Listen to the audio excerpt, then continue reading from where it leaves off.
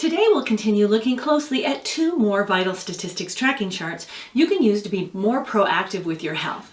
I'm Laura Kulagowska, and these videos are a companion to my book. The Smart Patients Healthcare Handbook is a series of worksheets you will fill in and use to inventory, organize, and analyze your own health so you can take more proactive control over your health and do that at whatever level you want. You don't need a copy of my book to participate in these workshops because you can create your own handbook by working along with these videos. If this is the first video in the series that you found, I suggest after watching this one, if organizing your health is of interest to you, go through the playlist from the beginning. Create your own handbook from scratch or order the Smart Patients Healthcare Handbook from Amazon and fill it in along with me. A link to the book is in the description box. Last time we talked about the weight and body fat tracking chart. Today we'll be looking closely at the vital statistics tracking charts for blood pressure and cholesterol and how you might use them to track and monitor your health. These charts become an easy to understand visual graph. As you fill them in over time, you can see at a glance if you're having improvement, maintaining, or getting worse. There are 5 pages for each set of tracking charts. These sets of worksheets are located on pages 90 through 100 in your book. For those of you doing a DIY version of the Smart Patients Healthcare Handbook, I'm going to suggest again that you use a loose piece of paper to create a master worksheet while we work together today. You could use a counting or graph paper for this section. It might make it easier to use. Last workshop, we only looked at your weight body fat tracking chart. Weight is a sensitive issue for some people. Some people are so sensitive they develop eating disorders and are triggered by any discussion of weight. I wanted them to have an option to skip that one if they wanted to and just watch these vital statistics tracking chart talks. If you have disordered eating or body dysmorphia, please get a coach or a therapist and work on creating a healthy mental attitude about what healthy weight is. I'm not a doctor, and I'm giving this advice anyway. I just want you to be happy. I also don't like making these videos too long, so you can get bite-sized information and easy to implement tasks to work on. We will focus on blood pressure here first. I made a video just talking about what blood pressure is.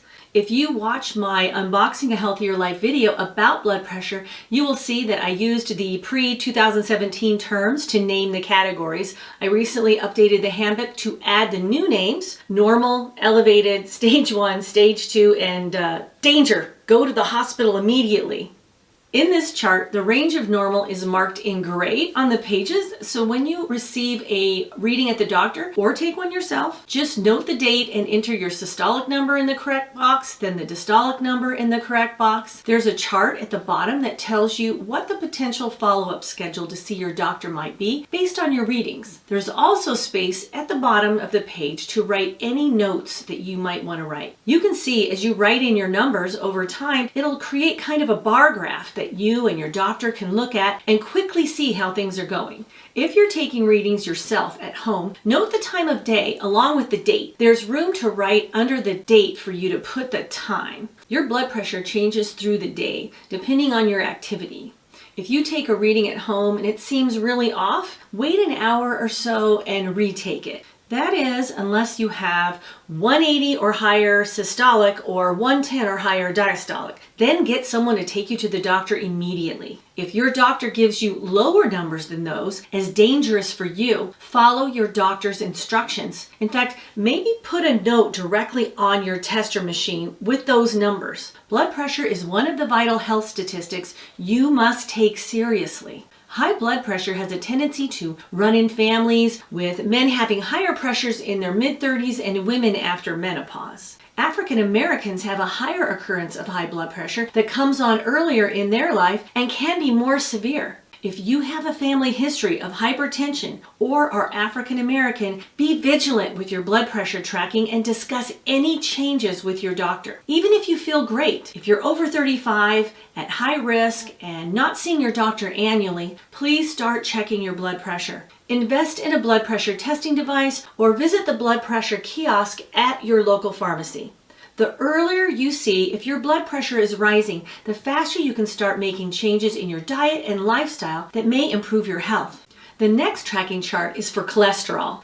I will admit right up front that I have a bias against how cholesterol is viewed medically, but it's still a test routinely done and not everyone shares my views, so I have included it in my handbook. I have always been overly interested in cholesterol, not because of any serious or dangerous family health history issues of ours. My interest is due to our family having a higher than normal overall reading with good to great component numbers. Some doctors consider high cholesterol levels as an indicator of future problems of the heart and arteries. There's current research being done regarding cholesterol that's changing our views of that. Some of the research has found that individuals with higher levels show no signs of heart and artery disease. So in my family, based on our history, we tend to push back a bit against our doctor's suggestions. We want proof that our heart and arteries are in danger before being sentenced to take a medication for the rest of our life that may be unnecessary. As I say in almost every video, I'm not a doctor. I'm not your doctor. You will want to work with your doctor and develop a testing schedule based on your individual health situation, along with your family health history. Keeping in mind that you have a right to ask as many questions as you need to feel comfortable making decisions about your health. If you get cholesterol testing results that would suggest a pharmaceutical intervention based on your current state of health and family health history, you may choose to go on that medication. Just be mindful of all the possible side effects and how to monitor it if it's improving your health and actually reducing your risks. You also have a right to ask for further testing to confirm if your heart or arteries are showing signs of damage,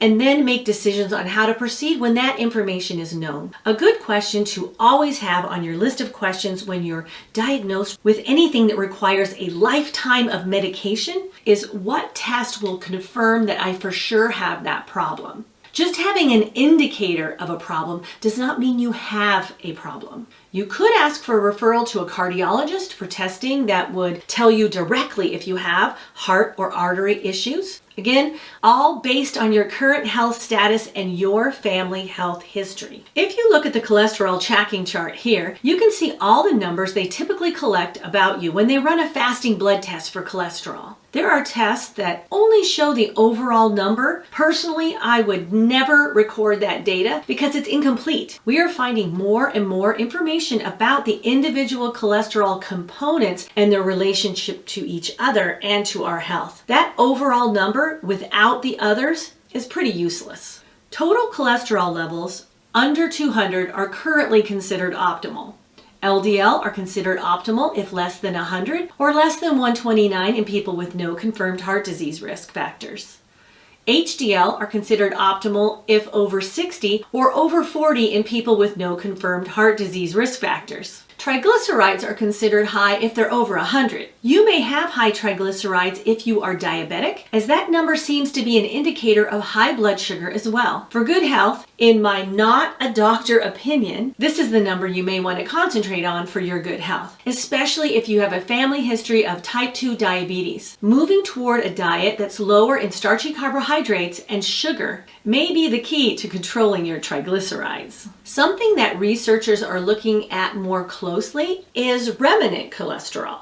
That is your total cholesterol minus LDL minus HDL. Dave Feldman, someone way more knowledgeable than me, has some talks here on YouTube about remnant cholesterol, and that information is an indicator for your health. He's kind of obsessed with cholesterol and cholesterol research. If you want to do more research, I will leave some links to his channel and maybe a few other people's who speak about recent cholesterol research in the description box. Back to the charts.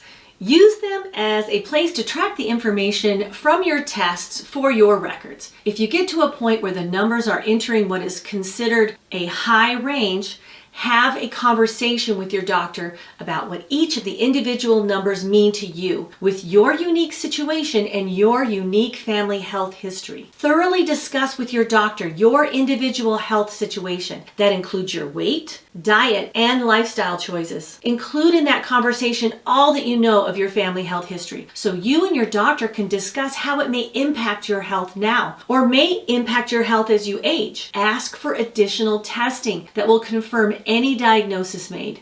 Having that confirmation can help motivate you toward change if you need that. Make an honest assessment about your health with all this information and collaborate with your doctor on the next course of action. If you catch these trends early, there are so many changes you can make with your diet and lifestyle. You may even be able to avoid medication by making these changes. If not forever, maybe for years. For all the vital statistics tracking charts, as part of waiting room prep, review these charts if you've been entering data between appointments so you can discuss changes with your doctor. If you have exam room data collected, enter that on your chart. And you might want to highlight that entry so you know it was at a doctor's appointment, especially blood pressure. If you have white coat syndrome, you know when your pressure is higher at the doctor than it is at home. Use your tracking charts with your doctor, especially if you've collected information over time. It can be very useful in your strategic health planning. Thank you for taking the time to participate in another Smart Patients Healthcare Handbook video workshop to get the most out of your doctor's appointments. If you know someone else that you think might be helped by being more organized with their health, please share this video with them or share the link to the Smart Patients Healthcare Handbook on Amazon, where they can even look inside. Bye for now.